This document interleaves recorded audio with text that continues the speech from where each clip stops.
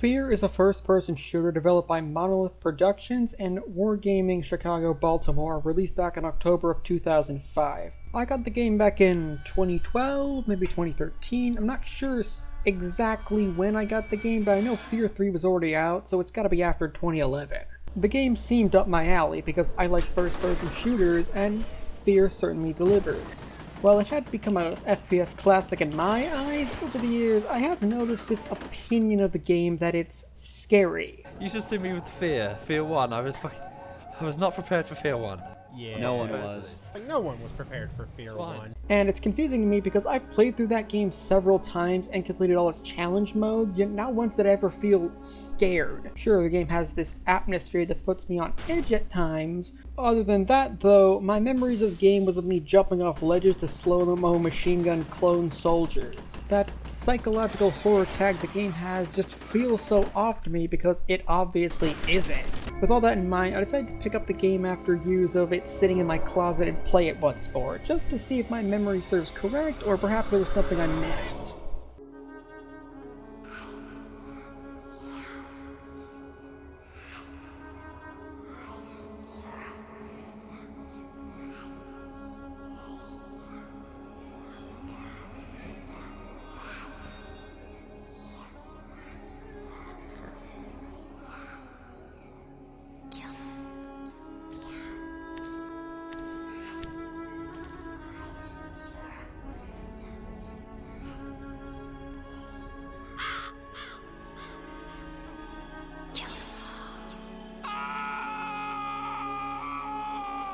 Gotta say, the intro is creepy. It gets me asking so many questions like, who is this man? What's this unseen force that lets him out of his cell and talks to him? What's up with these guys? Why do they go from limp to at the ready when this guy screams? Why are they killing all these guards? Why is that man eating a scientist? Well, most of these questions get immediately answered. This wacko's name is Paxton Fettel. What's his story? Property of Armicam Technology Corporation. Do you know what the Civil War was? They're working on a military contract to develop an army of clones that respond to a psychic commander. So these Armicam fellows left the military clones with guns in their hands? What genius thought that was a good idea? So the premise is that you are a member of the First Encounter Assault Recon, or F.E.A.R, a branch of the US military that's supposed to engage paranormal threats to America? And it's your job as the point man to find and take out Fettel before the situation gets out of hand. He just transferred in a week ago. All the while a reference to Schindler's List roams around doing not much to you personally, really.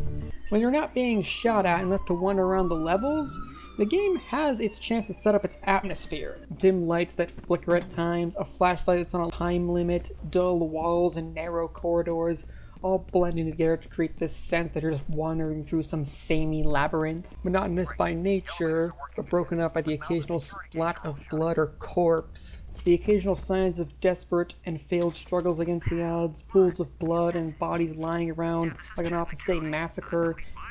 In the water treatment plant, there are calls of confused people trying to figure out what's going on as hostile soldiers run around machine gunning their co-workers, all before the danger there has time to make it to them.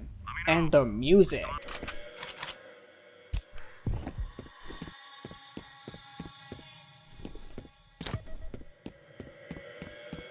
It's more than enough to put me on edge when playing and not trading gunfire with the replica soldiers. So yes, F.E.A.R does have a creepy atmosphere, which doesn't mean the same thing as being scary. Scary and creepy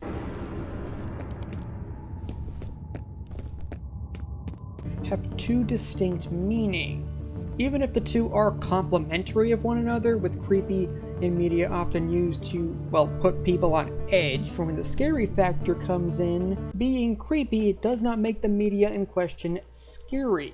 It could make it startling at times because, again, you're being put on edge. And yes, while F.E.A.R does startle me from time to time, I very much recall a few instances where I jumped a bit in my chair, like when I was going down the ladder and the little girl appeared, or jumped down and a figure materialized before me. But I didn't feel scared. I was momentarily startled, and then it passed. The only moment where I was legitimately frightened was here.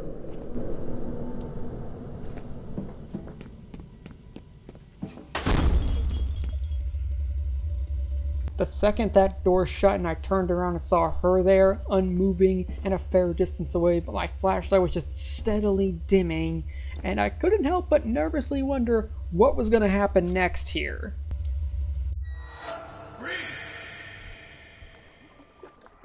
Then I was like, oh, good, it's nothing serious. Yeah, these sequences didn't make me scared before, and they sure as hell didn't now. Ooh, look, you're wading through a pool of blood and a baby's crying. Ooh. They're just so over the top to the point where I just can't take them seriously.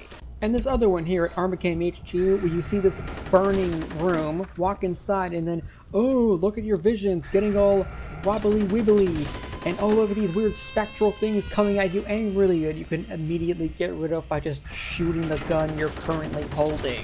Monolith's stated goal with F.E.A.R was to make the player feel like the hero of an action film, and they certainly accomplished that. All the weapons, from their sound design to the way they operate, whether it's the pistol, shotgun, SMG, or the assault rifle, they all feel powerful and satisfying to use on the enemy. Chunks of the wall and cover can be blown off and shower the environment in dust, gradually transforming the mundane environment where people worked into a crazed battlefield. You get a slow motion power to wind things down and scythe through enemies with bursts of rounds or better aimed grenade throws, misting them. You can hold up to 10 medkits that heal quite a lot and even get armor pickups to better tank shots, permitting the player to run around at times, machine gunning the area, and almost encouraging a run and gun playstyle. The replica soldier's AI has them fanning out when entering a location, rushing for cover when surprised by the player, calling out where they are. They tend to avoid bunching up as battle commences, retreating when they lose too many. They act like the professionally trained clone troopers they're said to be,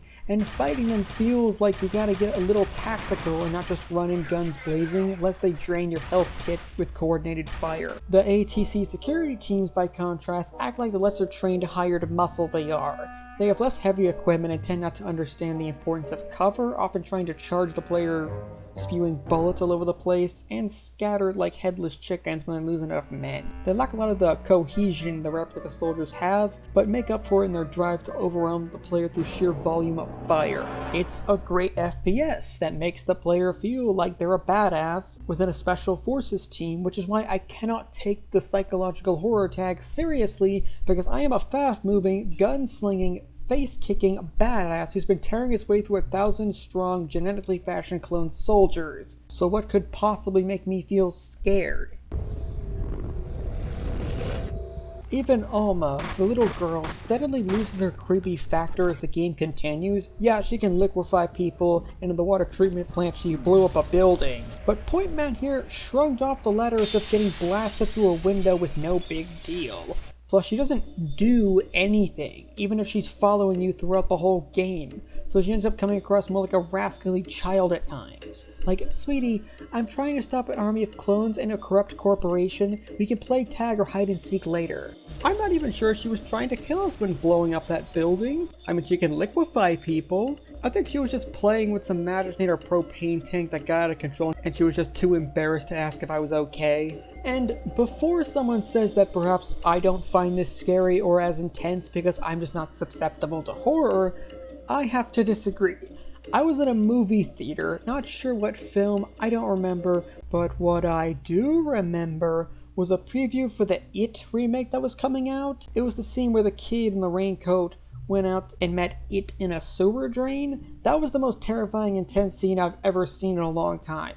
In the theater, I pulled my hood over my head and plugged my ears and just tried to ignore it. The scene cut out before It bit off the kid's arm, but I was left shivering in my seat by a preview of an incomplete scene. It's only really this year that I've been able to find the courage to branch out and explore the horror genre. So no, when I played the game back in 20-whatever, I was not the kind of guy who could just shrug off anything horror related. I was a puny little coward. It's still unclear to me why people say this game is scary, because the main goal of the developers was to make the player feel like an action hero, which is antithetical to towards making a person feeling vulnerable enough to be scared. Even with the creepy atmosphere putting me on edge and the paranormal activities startling me throughout the game, any element that could have been scary falls by the wayside because of that sheer contradiction of empowering the player into a super soldier badass, or the moments when it's just too over the top to be taken seriously. Fear isn't scary. None of them were really. And having a creepy atmosphere and some weird things happening cannot carry any of them into the horror genre. And after replaying the first game after all these years, that opinion is only strengthened for me. Bishop has been neutralized. Good work. Molly's men are still looking for the Wade girl, so see if you can locate Ian Hives. Will do.